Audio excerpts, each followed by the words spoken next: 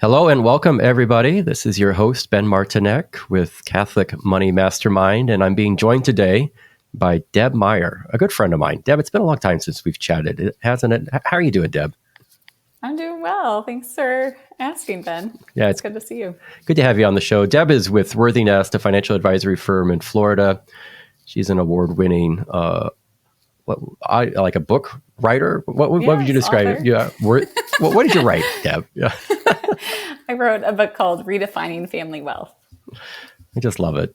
Deb, I always have a good time when we chat together. So this is going to be a great conversation. Deb wanted to chat folks on the impact or the implications of women being involved and working and having professional careers, and just maybe addressing some concerns where within the Catholic faith, folks feel that the woman's role is supposed to be in the home and not out in the workforce. And I suppose Deb just doesn't think that's quite right. And the funny thing is, Deb, is my wife is Deb too, and she feels the same way. So maybe it's just Okay. it has to do with the name It's Deb. a Deb thing. Yeah, that's right. Yeah.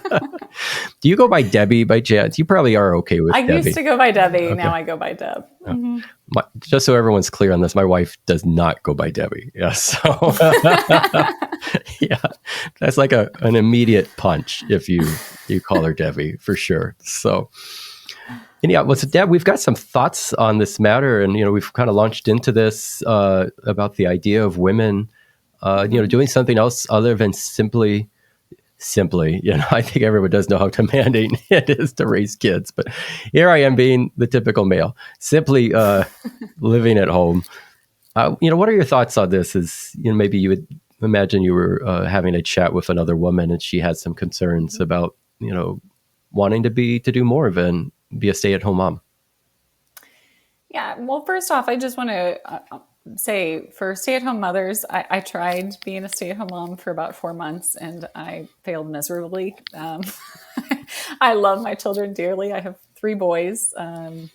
At the time I stayed, I had 2 at the time, and they were very young. Now I have a 14-year-old, a freshman in high school, and then a 5th grader and a 3rd grader. So very different life than, those years ago. But I do want to say for stay-at-home parents, I have all the admiration in the world for you, whether you're male or female. I just applaud you because I know day in, day out, it is a lot of hard work. You're just not compensated for it. Your compensation is kisses, right? And hugs. But for those of us that don't feel a calling to stay at home as women, I think it is important to acknowledge that we have, God designed some of us to have professional ambitions even while our kids are young and being raised. When I think about my own career path, I had started in public accounting. I worked at Deloitte for a couple of years in their tax department. And then for about 7 years, I was at a multifamily office called Matter Family Office in St. Louis, and really got to work with a lot of cool families there. I was, kind of still early on in my career, so still learning a lot of the industry. But then my husband and I got married and we had our first son. They allowed me to do a flexible work arrangement then, and it was really a wonderful experience being able to work like 4 days a week once he was born. And then I had the Fridays, quote unquote, off.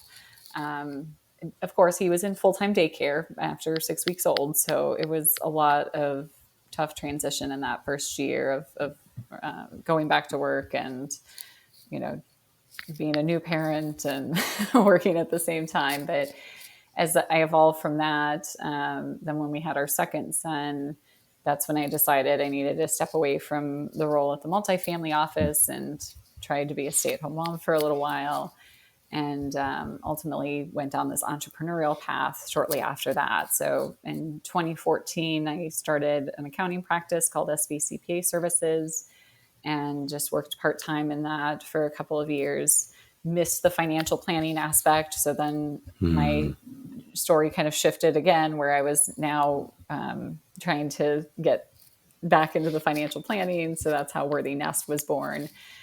So I've essentially been running both the accounting and financial planning practices side by side for many years now, since 2016. And just at the beginning of this year, actually merged the two together. So now all of the services are under Worthy Nest, even if they're accounting or entrepreneurial related. And it's been quite the evolution. We now have 3 kids, obviously, and our youngest is in 3rd grade. And I just think for those of you who are kind of listening in today, maybe you're trying to figure things out. You're not really sure what you're doing today isn't working, but you're not sure what the right next step is. Just encourage you to, be able to experiment and kind of think through some of your prior work experiences, see if you became expert in any of those before you started having kids, and see if that's an area where you could still be contributing, maybe on a part-time basis or maybe by starting your own business. But just figuring out a space where you can honor that drive to work and contribute to the family income, but also to be a present mother and parent. Right, for sure. I mean, this makes so much sense, I think, because most women today go on to get a college degree and be educated. And I think these are good things. There can be practically maybe a debt or a cost associated with that, in which perhaps you want to be remunerated or remunerated for that contribution. But then it's like, once the kids come in, maybe all that stops. And my mom was a stay-at-home mom, so I certainly don't have any issues with women who choose to do that. It's a great gift and a blessing. But at the same time, in our own household relationship, my wife works too. And, we're more at a situation where if she wanted to opt out and not work, that would probably be fine. But she likes working, she likes making her contribution. And so I think what's interesting here is really what's women's role to play in society. And we can back up a little bit on this, as the Catholic Money Mastermind, what's the church teaching perhaps on women? And, I don't want to stand off into that because it's not really my area of focus any longer, but I'm familiar with some of John Paul II's teachings on this. He had certainly a huge devotion to women and wanted to put them up on a pedestal and bring attention to them. And so, especially in the mid-90s, he had an encyclical called Mulieris Dignitatem, in which he talks about the dignity of women, but really more the contribution that femininity brings to the world. That humanity is not simply this masculine stereotype. It's not just the masculine contribution; it's the combination of the both. And so if women are not involved in society, or they're staying behind, there's certainly a contribution to be made for them at the home and an influence there, but there's a contribution and an influence for them to be made too in the workforce. For the full humanity to take place, we need both both males and females. And so I think that's as I look at this situation, of course, if there's maybe naturally enough an expectation that is just because of how children come into this world, the participation of a woman's role in that versus a man's role in that is obviously quite different. But maybe and this was really a point for John Paul II. It's unfortunate and really a shame, something for us to be ashamed about, that women would be burdened and almost muted, if you will, because of their role with that, where they're not being allowed to still give voice or to speak their femininity into life. And so I think I have a bit of a curiosity, Deb. I know that you haven't read as much church background stuff as I have. Background stuff, listen to me. So church teaching. Whatever that is. But just you could off the cuff, as a woman, what do you, as you want to make your contribution, there's a financial contribution, and we could talk about the literal implications of what that means, but do you have maybe just a little bit of a thought of what's spurring or encouraging you maybe on that feminine side of involvement? Yeah, I think obviously male and female, God created us, but we're not the same DNA, right? We have very different physical aspects to us, attributes. We have different ways that we think about things. Being married for 16 years now, I'm like, I think I start to understand just how the male brain works a little differently than the female brain sometimes, right? but when I still look at that complementarity between the two genders, it really can be such a wonderful union when people feel like their contribution matters within that family unit. And um, for me to be the best version of myself, I find that if I'm not doing some kind of professional endeavor related to financial planning or helping families build wealth, I'm not the best version of myself. I don't show up in the way I would like to when I'm interacting with my kids and my husband in the evening and weekend hours, right? So on days when I, have to, like, let's say I'm sick and I can't do any real work, quote unquote work, right? Um, I feel off. Like I'm really not contributing much of anything at the end of the day. And it pains me when I have to just like shift things completely around because something, isn't going as expected with my workday.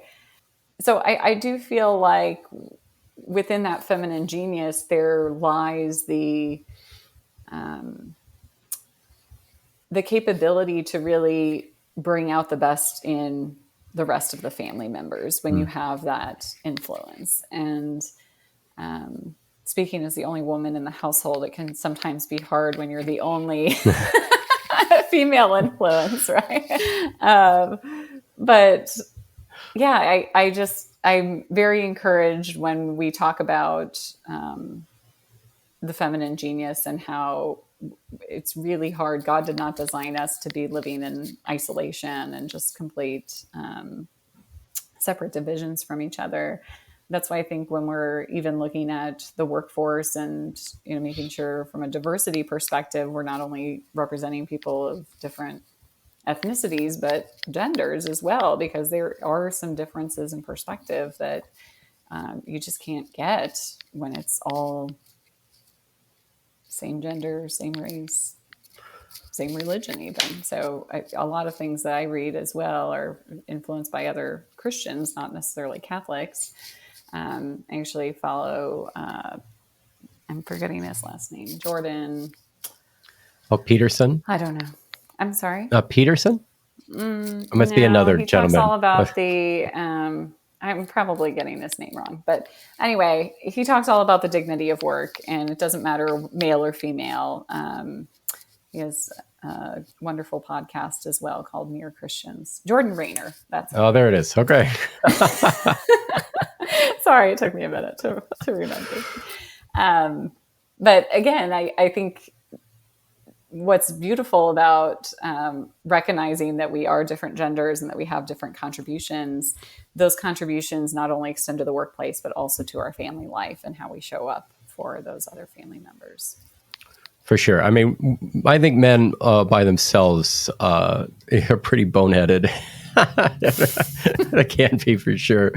And not often in JP2's writings, there was a credit of the notion of just kind of a color or a culture that women bring, just a finer touch or a delicacy, if you will, an appreciation, just an attunement, harmony to senses, to feelings that, men could just bowls right on through and really without, I think this is so true. I mean, whatever sensitivity that I've developed over my life, and my wife might say there's still plenty to develop, but whatever I have, I think has been from her influence on me and that value or that impact. So, I love the idea of women bringing forth their contribution. I think we're in a world that certainly needs that and desires it.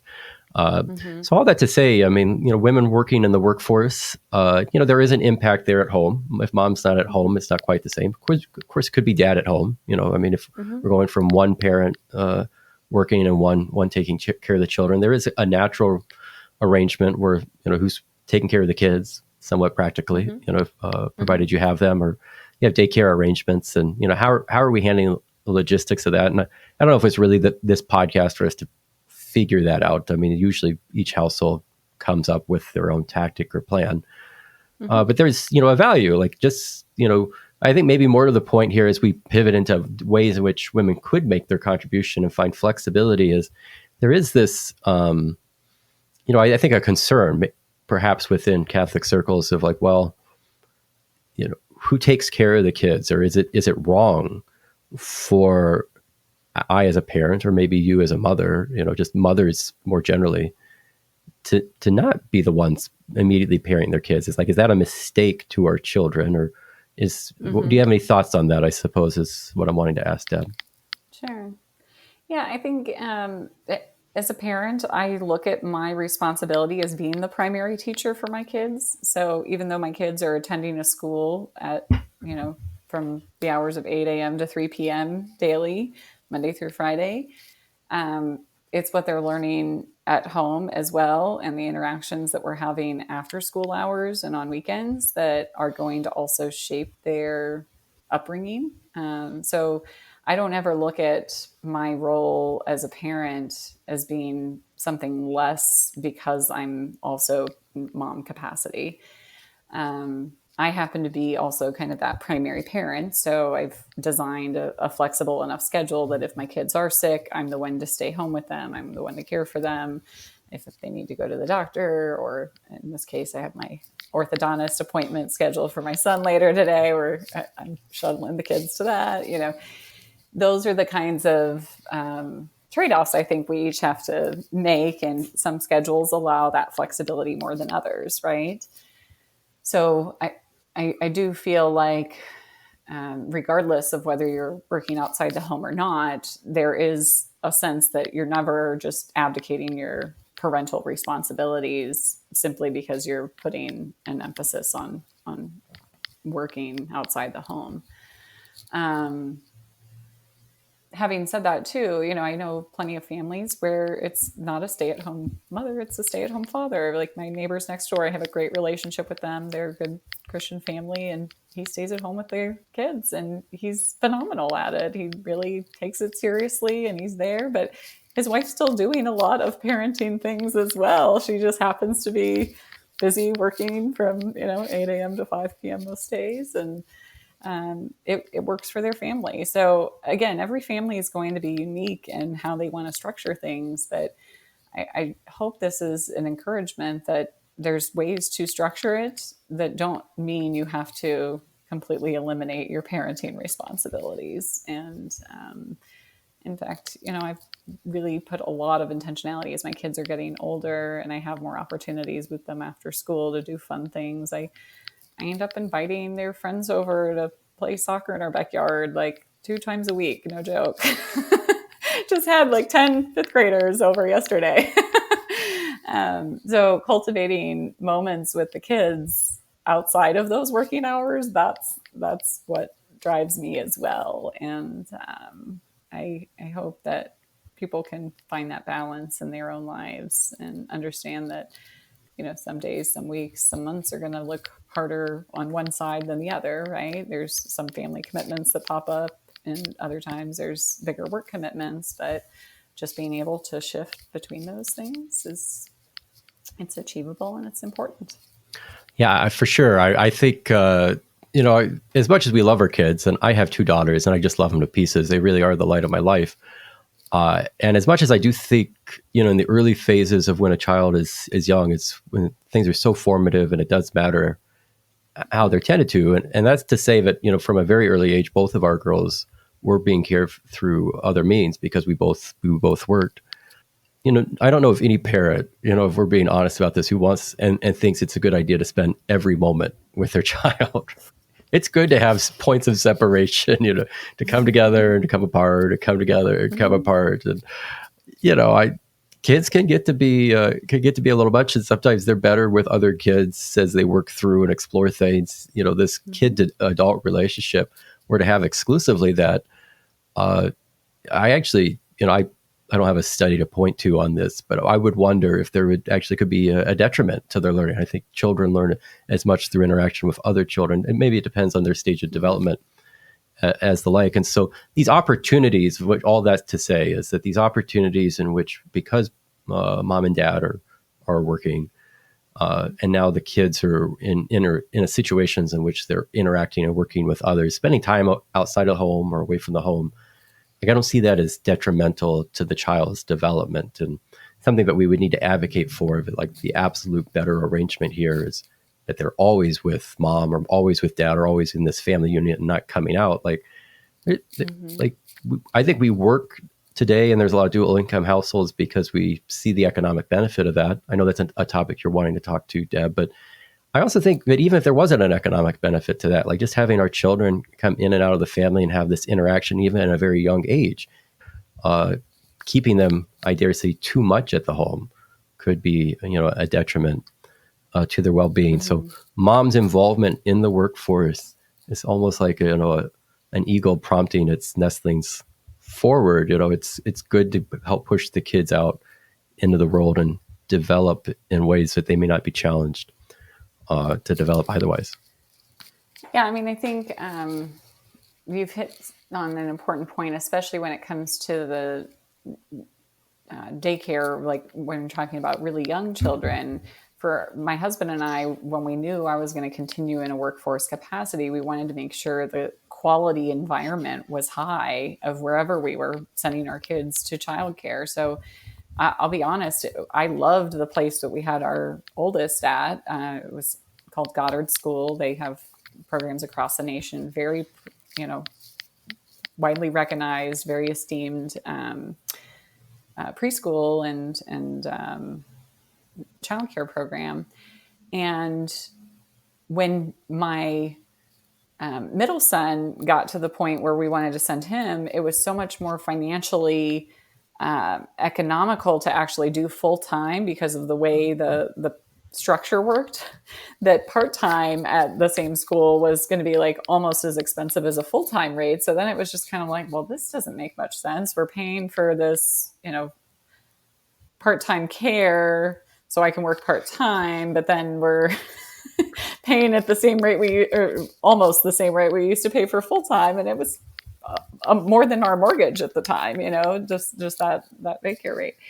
So we ended up going to some other environments where it was like church groups that had daycare programs for shorter amounts of time and things like that. So I experimented with different things for my younger kids. But I do think it's important to also kind of think through that cost to economic benefit as you're making those decisions, because sometimes it doesn't make sense to pay for the full-time daycare or the part-time daycare at a certain economic level. Sometimes it is really more beneficial to have, especially if you have multiple kids, if you have 4 kids and they're all under age 10, it can get extremely expensive to be finding outside childcare solutions. So it really does come down to the individual family and what some of those priorities are. And I've just seen it go in many different directions, again, depending upon what the family is, what the income is that's potentially being earned by that oftentimes working mom. And some are just opting to take a break for a little while, and not take a break, but take a break from the workforce to foster more of a relationship with kids. Sure. I mean, there are the economic, maybe it doesn't make sense to work part-time or on the side because you're, I mean, in that situation, is it worthwhile to go and send your kids to be watched by somebody else when, all you're doing is funding that cost through whatever the income is being produced? I mean, I can't say I would advocate for someone to go out of their way to send their kids away. Like, right. Now there still could be, I have, I know friends and clients even in which for mom who, similar to what you're expressing, has these professional aspirations and loves being a mom, loves her kids, loves nurturing them, very much is fine with being a woman, like doesn't have any issues with that, but like, has, professional aspirations too. And like, can't just be a mom all day. Like, it's like, it really is stunting her. Like, it's almost mental health wise. Like I just can't take this. I need an outlet to express myself in a more adult way. And so, there's income on the side that's being produced, but even if it was just to break even, like we're doing this somewhat to get the kids out of the household, but it's just to give mom an opportunity to express herself in a way other than simply being as mom. So I think there's a lot of ways in which this makes sense. It's a good thing to do. Nothing of a strong advocation on our parts to say that it's wrong for a woman to decide to be a stay-at-home mom. There's good reasons for that too. But if you feel moved to be still involved in the workforce, by all means, let's do it. But I think there's kind of the practical how-to. So let's pivot and talk a little bit about that, Deb. I mean, Sure. in your experience, you came about this through entrepreneurship. I mean, there is maybe like, what kind of part-time opportunities are there? We do have to weigh off the balance of, gosh, daycare is rather expensive. Maybe is it a part-time reprieve where mom does stay home full-time, in those early stages when the children are relatively young and influential. It's important, very important as to their environment and what they're receiving for their care. But, as time goes along, maybe is it just like a temporary period of time that mom's at home? And how did you think or handle through that, I suppose, as you were navigating these waters? Great question. So, in my personal experience, again, I was, my kids are a little bit spaced apart in age. So, my oldest, like I said, is 14, and then my next one is 10. We had some difficulties conceiving and keeping pregnancies. So, for us, it was, a pretty sizable gap. Now, had we had them in quick succession and a year apart or something, probably a very different situation, right? So in our case, financially, it made sense for me to continue working with our first son. By the time we had the second one, it was kind of like, let's explore some of these part-time arrangements. So like I said, I went from I shouldn't say full-time. I went from an 80% role at a fairly large registered investment advisory firm to full-time stay-at-home mom. And then when I started the accounting practice, it really was a very part-time role for me. So the first year or two, I was probably working, 15 to 20 hours a week. And we just kind of navigated what childcare looked like for different kids, depending on their ages and their needs. And then as I got that inkling more to do Worthy Nest, found myself quite a bit busier. In 2017, 2018, I was working full time. And by that point, we had more reliable full-time childcare for our younger ones, and our older one was in grade school. So it just naturally worked out for us to flex that. But I mean, I do encourage people as they're exploring these things just to always look at what is that cost that you're leaving, not only from a financial standpoint, but also from a development standpoint. And while I agree, I think it's important for kids to be outside the household, interacting with other children. There's still ways of doing that. Even when you stay at home, you can put your child in some of these mom's day out programs or other part-time endeavors that don't cost a ton of money, or other activities where you might find homeschooling parents, for example, and just have some of that collaboration and camaraderie rather than just trying to create it in your own home environment. So I practically, though, entrepreneurship did allow me a lot of that flexibility. And as my businesses grew, it was more difficult to try to tend to some of the matters at home. So that's, when I started as an entrepreneur, trying to make some of these hiring decisions and figure out when I need to be bringing on additional help to maintain the workload and continue to serve clients in a great way. Sure. There's always, I think, no matter what you do or how you're involved, this work-life balance that we're seeking to find, where we're giving enough time to our work endeavors and our careers and our commitments, in more our specific client situation, our clients, they have needs, or services that they're seeking from us, and making sure those are getting met. But at the same time, being present, obviously, to our family and our loved ones, and giving attention and really just, focus, availability to them, as needed. But, as much as I love my family and I love my wife, these moments of space and time away, I think for all parties is in many ways, these are good things. These are human things. These are acceptable things, and nothing for us to feel concern or worry. Navigating, how to do this. Thankfully, we came through it all pretty well.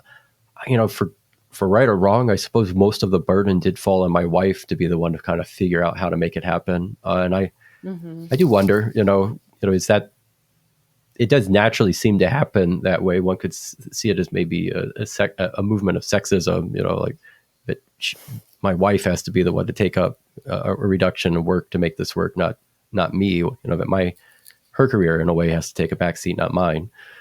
I don't know if we want to go down that pathway to explore that, but it does, just to throw that out there, why is that? But that's not uncommonly what happens. There are, with tendencies enough when children are young in particular, they tend to prefer mom over dad and want, you need hugs and kisses from mom when dad's hugs and kisses are gross or unnecessary or whatever, like stay away. I get plenty of that. So, It could also depend on the gender. Like I'm in the position Sure. right now with my kids where I'm like, okay, I want to be, lovey-dovey with them, but they're getting older and they're like, Mom, come on, don't give me a hug in front of my friends, right? But with my husband, it's like, oh, Dad's going to play baseball with us. He's going to do that. Oh, for sure. It's very exciting to them that he wants to be involved, right? Yeah, I'm definitely speaking from the perspective of a man who has 2 daughters and no sons. So, no, these are good things. So, I maybe the encouragement here is, there are options out there. There is flexibility. There is the means to find a way. Entrepreneurship does have kind of a natural way to probably navigate this the best. And so, consider some sort of side activity. There's blogs. Maybe if we don't, do you have a blog? Maybe is there a blog out there about 100 business ideas to start from home? I'm sure if you don't have one, Deb, there's someone can find one easily enough on Google, right? I don't, but I would say again, kind of think back to your passions. One thing I do see a fair amount of, stay-at-home moms, at least in my community, do. Some of them dip their hands in too many things, like they have too many ideas, too many creative projects. And it's hard to maintain focus on any one of those, right? If you're picking up like 5 different things and you want to do all of them, it's hard to really make any traction on a single one. So I would say if you're thinking of doing something, maybe try that for 6 months to a year, see how that's working. If that's not working, maybe shut that down, move on to the next idea. But really, again, drawing back on some of the things that you enjoy doing, but also where your natural skills and talents are. Because I've also heard, things that you're super passionate about, if they become your job, you might not be so passionate about them over time, right? I've always been passionate about personal finance, but I'm still passionate about it. And I've been doing it for a living for a while. But I know not everyone has that same mindset or mentality. So I would just encourage you, if you're exploring that entrepreneurial endeavor, really give one thing a go for a minimum of 6 months, probably closer to a year. Try to gain some momentum and traction. And if it's not working out financially or on the home life, then pivot, right? Try something a little bit different. But you at the end of the day, you know yourself pretty well. You know where some of your talents lie. And especially in this world, there's just more and more opportunity to work remotely, to do different things. It's just a matter of kind of finding your niche and filling that void. And if it ends up growing into something bigger than you ever dreamed or imagined, then that's a position where you could start looking to hire other people to work in that business. And that's one thing I forgot to mention too, as we've evolved in our journey with our kids and my schedule. A lot of it, my husband works more than full time, so his schedule is I'm pretty much like, hey, I need to make sure I'm looking at things appropriately for the business level and the capacity. But made a full-time hire earlier this year because my work schedule is getting to be too much to handle just on my own. I had worked with people part-time before that, and that wasn't quite enough. So just being willing to, evolve as things in the business change. If you do go on that entrepreneurial route, it's very important to revisit things and not just try to, keep the same thing that you've been doing for the last 5 years. Be willing to pivot a little bit. Yeah, it's exciting, isn't it? As another entrepreneur, just seeing things grow and develop over time and where it goes. I think that's just all the more reason. I think watching your children grow and develop too is exciting. So, I mean, it's not as if this is an either or issue, but being involved in this way, being involved in a business and seeing this grow and develop, it's another thing to nurture. It's another thing to keep an eye on. It's another thing to have as part of your life. And so I've enjoyed just seeing these go through its own stages and what they're becoming and turning into. And that's it's the sort of stuff that makes life interesting and exciting and fun and gives you things to talk about and do and just keeps you engaged. It keeps you going. Well, let's, Deb, as we wind things down, we were wanting to talk maybe about the benefits of a dual income, situation. Again, none of this is really to advocate for someone needing to be involved or be in the workforce, but it is really us, and really, why you wanted to come on the show, Deb, was to give people, I think, permission and women, I should say, to be like, if you feel moved to be involved in your career or your workforce and not stay at home, especially as a Catholic woman, like, good for you, good on you, right? So what do you have to say as to the benefits of dual income and just maybe the sense too of permission? We haven't really given a lot of time to that, but you can run with either one of those. Yeah, I mean, for a lot of the clients that I work with, especially in dual income households, there's just some flexibility there that I know a lot of the single income households don't have as much when it comes to having a little bit more nuance to how much is in the emergency fund or opportunity cash savings fund. So if you have a dual income household and your monthly expenses, let's say, are $8,000 a month, and at least at any given time, one of you is going to have some decent amount of recurring earned income, you probably only need a 3-month opportunity or emergency fund so in this case, let's round to 25,000, right?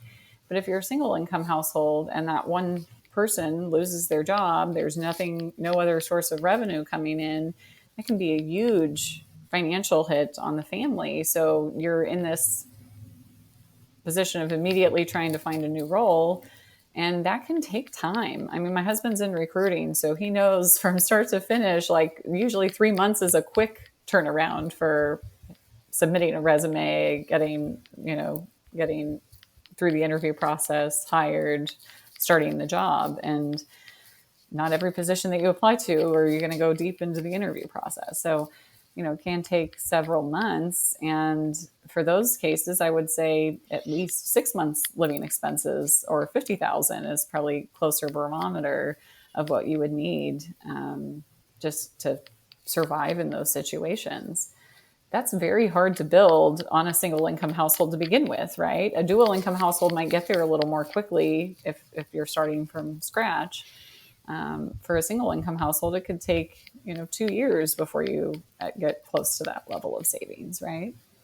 So those are the kinds of things I think about, and especially when it comes to planning conversations with discretionary spending, there's much more opportunity for some discretionary expenses when both of you are working as well. I just see it much more common that a lot of the dual income households are able to take family vacations and go to some places that they wouldn't normally get to go to. It can be a very difficult burden for those families that are just in that single income household to they're just making a lot of sacrifices financially, even paying for private school tuition, if that's a goal for you. Again, it can be very much a challenge. So there are a lot of considerations there. I don't want money to always be the driver for those decisions, but I do think it's important to acknowledge that can definitely give you a financial leg up, not only now, but also down the road too. Yeah, money is a source of stress in a lot of people's lives, and could be a source of stress in a relationship. Could be a cause of a lot of fights. Could be a cause for divorce. And so, some of this can just simply be relieved by having more income being produced and brought in, and take that pressure, that stress off. It really is a protective measure too, in my mind. I've sadly have seen situations in which a mom primarily stayed at home, wasn't as engaged in her career. Husband did most of the work, and this role could be reversed, but it probably tends to be this way, where the husband, the mom stays at home and the dad's off working, but then the dad has tight purse strings, or there's a strict control over it because he sees it mostly as his money coming from his earnings. Which I think none of that would really be within a Catholic vision, Christian understanding of how the money should be run. But that can happen still, just because you have that single income arrangement. Doesn't seem as much as economic wise, as much as a dual participation, even though that really is probably just not true. But unfortunately, the point that I'm wanting to bring home here is that the mom ended up getting blindsided because the dad decided, he didn't want to support the family any longer. So, and he kind of, really in a vulnerable spot because of, for good or bad, because, she had been staying at home primarily, and now needed suddenly to find herself back into the workforce. And so I don't know if I would advocate so strongly that one of the reasons why women should be in the workforce is to protect themselves against, selfish men. But it perhaps has, its counterbalance. It kind of keeps men more honest. It might be a thing that I would dare say, knowing that, look, my wife has her career in her own right. Like, this doesn't just belong to me. And I hate to write too broad of a brush and have stereotypes, but if I were to think of one gender being more selfish than another, I would be more willing to assign that to men being the more selfish of the two. And my experience of women, they tend to be more outward focused and giving and kind and thoughtful, and just aware of other people's needs, where we can just be these brutes going about, bumping into things. So, but I'm glad you said it, not me. I think it's so true. So everyone, there you go. So, but well, Deb, do you have any final thoughts we'd like to share with the audience about, maybe especially for women who are listening, who are feeling moved to go back into the workforce, or to restart their careers, or to continue in their careers, or just what would be some of your final thoughts? Yeah, I would just say, don't give up hope. God is with you. Pray about it. Be there to have discussions if you're, married, and just be open and honest with your spouse. If there's a disconnect there, you are staying at home and you want to be exploring some things in the workforce, you just got to be honest and have some of those hard conversations. Just letting them fester is not a healthy place to be. And for those of you that are kind of exploring that balance of working motherhood, I wouldn't say it gets easier, it just gets different over time. But I really love it, honestly. I wouldn't see it any other way for myself or my family, but I know there's, plenty of people that it can turn into also a real hardship if they're pushing themselves too hard to have these other positions and both spouses are not available to the kids. So just try to find that kind of happy medium. I know the virtue of prudence. You're essentially, you're not on either extreme, but you're trying to find some of that middle ground, and there is hope. Well, great. I hope that encourages you. Deb, thanks so much for sharing your thoughts and coming on the show today and talking about this important topic. And everyone who's been listening, I hope you've got a chance to benefit from the conversation. Deb, again, is with Worthy Nest. I'll give you a chance to share a little bit about your background. So, Deb, if someone wants to learn more about you, Deb, or give you a call, sure, where can they find you? Yeah, our website's a great starting place. It's Worthy Nest, WORTHYNEST just like the two words worthy and nest combined, .com. And again, we've specialized in family financial planning using a values-based approach. Great. And then folks, be sure to check out the Catholic Financial Planners Network. We've got advisories coming on more and more every day, joining the network. Great people. If you're looking for financial assistance on what to do with those decisions that lie ahead of you, this network is really there for you. So please check them out. Until next time, hey, it's been awesome. Thanks so much for your time, Deb, and can't wait to have you back. All right. Thanks, Ben.